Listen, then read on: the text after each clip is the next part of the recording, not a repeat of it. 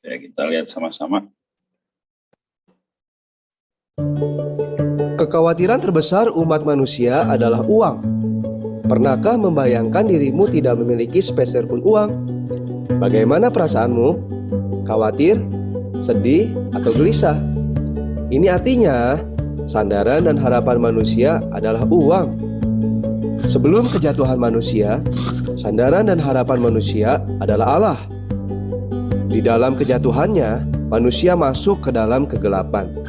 Harta benda menjadi kepercayaan, pusat penyembahan, dan menggantikan Allah.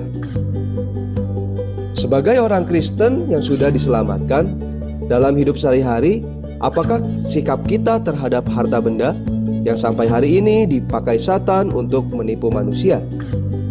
1 Timotius pasal 6 ayat 17 memberitahu kita bahwa jangan berharap kepada sesuatu yang tak tentu seperti kekayaan, melainkan kepada Allah. Kita tidak seharusnya menggantungkan harapan kepada kekayaan yang tidak tentu, melainkan kepada Allah. Kita memang bekerja mencari benda materi dan mencari uang, tetapi sumber berkat materi adalah Allah. Tanpa Allah, jerih payah kita adalah sia-sia. Allah jauh lebih unggul, besar, dan kekal daripada uang. Alkitab mengatakan bahwa unsur-unsur dunia akan hangus dalam nyala api dan akan lenyap. Saat itu, sandaran dan harapan materi menjadi sia-sia dan manusia tak mampu mempertahankannya. Tetapi Allah memberikan dirinya sendiri kepada kita sebagai sukacita, damai sejahtera, harapan, dan kemuliaan yang kekal yang tidak pernah binasa. Dengan demikian, kita bisa berkata, "Puji Tuhan, Allah adalah sandaran dan harapanku yang tidak dapat binasa dan kekal." Amin ya. Jadi itu juga sedikit kesimpulan dari nanti yang kita baca. Jadi kan mengenai bagaimana Tuhan sebagai Allah yang mustika ya, Dia menyatakan kekayaan kemuliaannya pada kita, benda-benda kasih belas kasihannya yang nanti kita baca. Jadi sebelum kita mulai, kita sama-sama satukan hati, kita berdoa ya, supaya Tuhan juga boleh mewahyukan dirinya, sehingga apa yang kita baca malam hari ini bukan hanya sekedar lewat, tapi juga boleh menjadi bagian dari hidup kita. Amin. Mari kita berdoa. Tuhan Yesus, Tuhan terima kasih atas firman satu hari ini, baik perjanjian lama maupun perjanjian baru yang telah Dikau berikan kepada kami secara cuma-cuma.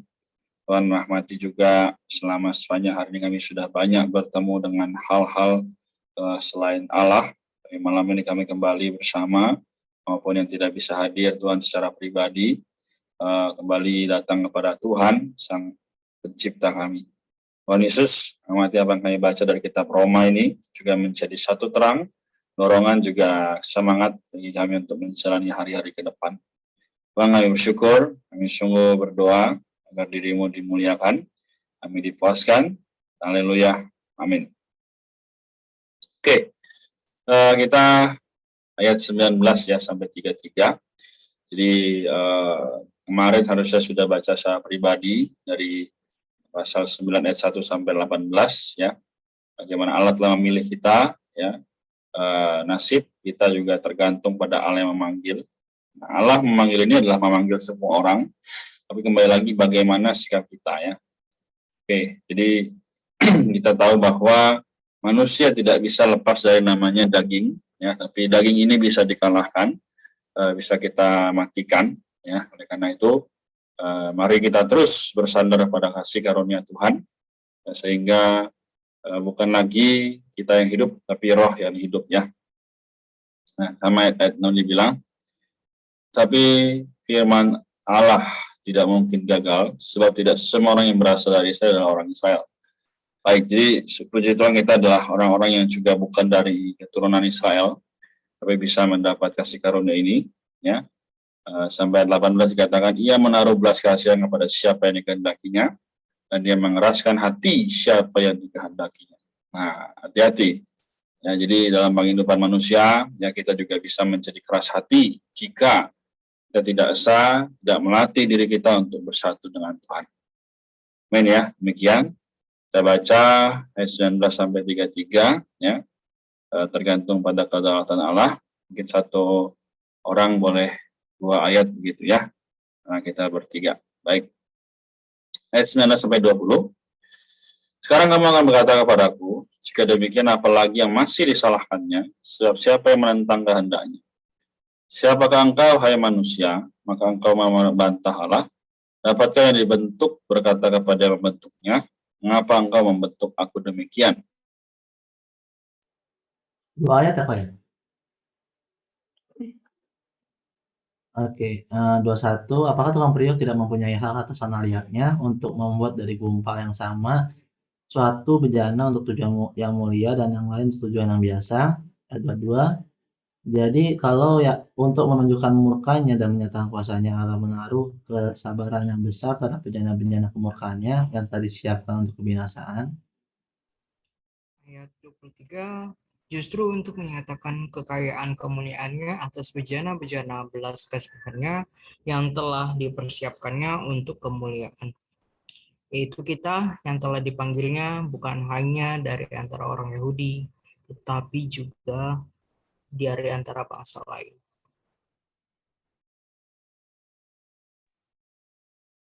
Seperti yang difirmankannya juga dalam kitab Nabi Hosea, yang bukan umatku akan kusebut umatku, dan yang bukan kekasih, kekasih. Dan di tempat di mana aku dikatakan kepada mereka, kamu ini bukanlah umatku, di sana akan dikatakan kepada mereka, anak-anak Allah yang hidup. Dan Yesaya berseru tentang Israel, sekalipun jumlah anak Israel seperti pasir di laut, namun hanya sisanya akan diselamatkan. Sebab apa yang telah difirmankannya akan dilakukan Tuhan di atas bumi, sempurna dan segera. Ayat 29. Seperti yang dikatakan Yesaya sebelumnya, seandainya Tuhan semesta alam tidak meninggalkan pada kita keturunan, kita sudah menjadi seperti Sodom dan sama seperti Gomora. 4. Melalui kebenaran berdasarkan iman. Itu ayat 30 ya? Ayat 33 deh. Ya, Ayat 30. Jika demikian, apa yang hendak kita katakan? Ternyata bangsa-bangsa lain yang tidak mengajar kebenaran telah beroleh kebenaran, yaitu kebenaran berdasarkan iman. Sedangkan Israel sungguh pun mengejar hukum yang akan mendatangkan kebenaran tidak sampai kepada hukum itu. Mengapa tidak? Karena Israel mengejarnya bukan berdasarkan iman, tetapi berdasarkan perbuatan mereka tersandung pada batu sandungan. Amin. Tiga-tiga kita sama-sama ya. Seperti ada tertulis, sesungguhnya aku meletakkan di Sion sebuah batu sentuhan, sebuah batu besar yang membuat orang jatuh, dan siapa yang percaya kepadanya tidak akan dipermalukan. Amin. Jadi ini ayat yang penutupnya juga baik ya, mungkin agak membingungkan bagi orang-orang yang jarang membaca firman, tapi kita malam ini juga harusnya disadarkan ya. Oke, aku share sedikit. Nanti kalau dari Niko, Mora, ya mau Maria mau share silakan, atau mau tanya juga boleh. Kita lihat ya, jadi ayat 19 dikatakan, sekarang kamu akan berkata kepadaku, jika demikian apalagi yang masih disalahkannya, sebab siapa yang menentang kehendaknya. Kalau kita tahu bahwa Tuhan sebagai Allah yang berdaulat, ya, seharusnya segala perkara memang bergantung kepada kehendaknya, ya, bukan pada kehendakku, ya, bukan kepada keinginanku, ya, bukan kepada harapanku, tapi adalah kepada semuanya Kristus. Jadi dikatakan ayat 20, siapakah engkau hai manusia, maka engkau membantah Allah? Dapatkah yang dibentuk berkata kepada yang membentuknya, mengapa engkau bentuk aku demikian? Tapi seringkali dalam kehidupan manusia, ya dulu aku juga masih muda ya, masih meremaja pemuda begitu ya, sering kata Tuhan kenapa sih gini, ini aku udah ikut Tuhan deh, tapi kok masih banyak hal yang Tuhan aturkan nggak sesuai dengan apa yang aku inginkan gitu ya. Nah ini semua adalah sebenarnya menunjukkan kita seharusnya memiliki pandangan yang jelas ya, bahwa Tuhan sedang membawa kita kepada bentuk yang mustika. Ayat 21 ya. Apakah orang pria tidak mempunyai hak atas tanah liatnya untuk membuat dari gumpal yang sama suatu bejana untuk tujuan yang mulia dan yang lain untuk tujuan yang biasa. Nah, jadi teman sekalian ya, malam ini kita tahu bahwa Tuhan ada perkara yaitu bisa membuat untuk tujuan yang mulia, juga untuk tujuan yang biasa. Nah, jadi sekali lagi kita menyadari bahwa Tuhan sebenarnya memanggil setiap orang untuk menjadi tujuan yang mulia. Tapi sekali lagi, mungkin ada aja tanah liat yang memberontak, ya, sehingga tidak bisa jadi yang mulia, tapi yang biasa.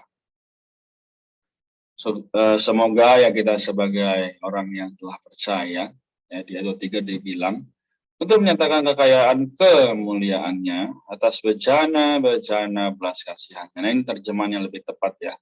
Jika kalau di terjemahan baru adalah benda-benda, ya, tapi kita adalah bejana yang telah dipersiapkan untuk kemuliaan. Jadi kalau kita lihat juga ya, contohnya ada botol, ya. Jadi sebenarnya kita juga seperti botol ini, ya, diciptakan untuk diisi Allah. Ya, botol ini diciptakan untuk diisi air, ya. Jadi sekali lagi kedaulatan Allah membawa kita sebagai orang-orang yang seharusnya memilih jalan yang terbaik, yaitu setia pada Tuhan, ya, apapun yang terjadi. Ya, saya juga yakin dan percaya bahwa yang Niko, yang Mora datang malam ini meluangkan waktu juga pasti karena tahu bahwa diri Allah akan menyuplai, diri Allah akan memberikan dirinya sendiri kepada kita secara penuh. Nah, jadi ayat 27 ini juga adalah yang membuktikan ya. Jadi saya berseru tentang Yesaya, sekalipun jumlah anak Yesaya seperti pasir di laut, namun hanya sisanya akan diselamatkan. Jadi memang orang Kristen banyak orang Kristen ya, beribadah, praise and worship, ya, tiap minggu, tiap hari mungkin baca kita berdoa, tapi enggak semua diselamatkan, hanya sisanya. Nah hari ini kita di bagian yang mana? Kita termasuk yang hanya banyak, ya, atau kita adalah sisa yang diselamatkan itu? Ini pilihannya, there's a choice. Ya. Jadi kalau kita mau berbagian di dalam pekerjaan Tuhan yang demikian, kita nggak boleh hanya sekedar, oh aku sudah Kristen, aku sudah sering ke gereja, dan seterusnya. Itu adalah kehidupan yang biasa. Tapi kita harus maju kepada kehidupan yang mulia. Itu mendoakan orang, ya, sering meluangkan waktu dengan Tuhan, bersama-sama dengan kaum beriman lain. Nah memang kita punya masalah. Kita pengen diasuh, ya, diperhatikan demikian. Ya aku juga, kita sebagai manusia pasti demikian. Nggak ada yang enggak, ya. Jadi meskipun hamba Tuhan pun juga pasti mereka demikian, memiliki perasaan yang mau diperhatikan, ya, kalau bahasa kasarnya dimanjakan, ya, demikian. Tapi kita harus memiliki kehidupan yang maju.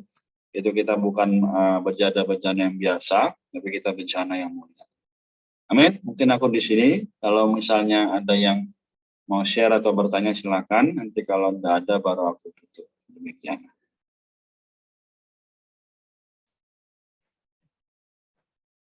Oke. 1, 2, 3, 4, 5. Oke. Jadi Mora sama Niko sudah cukup berarti ya. Oke, demikian. Jadi 30-33 adalah berdasarkan imannya. Sekali lagi, kehidupan kita bukan karena ada sesuatu gitu ya. Tapi apa? Karena kita telah beroleh kebenaran. Ya, kebenaran ini yaitu diri Allah sendiri, ya. Kristus, ya, Yohanes 1 ayat 1 yang kitab Injil yang kita baca juga waktu lalu, ya. Pada mulanya adalah firman, dan firman itu bersama-sama dengan Allah, dan firman itu adalah Allah. Jadi kebenaran itu kita dapatkan setelah Kristus ya mati, bangkit, terangkat, dan sekarang menjadi roh yang menghidupkan dalam kita. Nah, semoga penghidupan kita ya, Niko sama Mora nanti sudah selesai ya tahap terakhir di perkuliahan, boleh tetap menjadi berkat dimanapun berada ya. Sungguh Musa ya, Yusuf ya, juga Tuhan sendiri telah memberi teladan bahwa mereka bisa menjadi supply ya, menjadi dorongan bagi lingkungan sekitarnya karena memiliki kehidupan yang satu dengan Bapa. Amin. Demikian. Jadi sekali lagi ini ya, siapa yang percaya kepada Allah tidak akan dipermalukan. Ini janjinya. Di malam ini, setelah ini kita akan kembali melakukan aktivitas masing-masing atau beristirahat. Biarlah Tuhan terus bertahta dalam kita. Amin. Demikian. Ada yang bersukarela untuk mendoakan malam ini bacaan kita?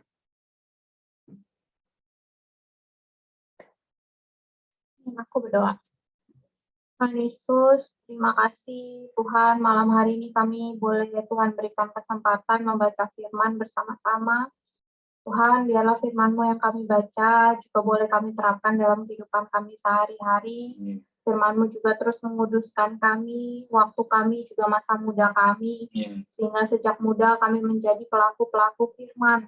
Tuhan Yesus, ajar kami setia mengasihi firman-Mu, juga setia datang kepada Tuhan. Dalam nama Tuhan Yesus, kami berdoa juga mengucap syukur. Amin. Oke, thank you ya. Kita sampai di sini.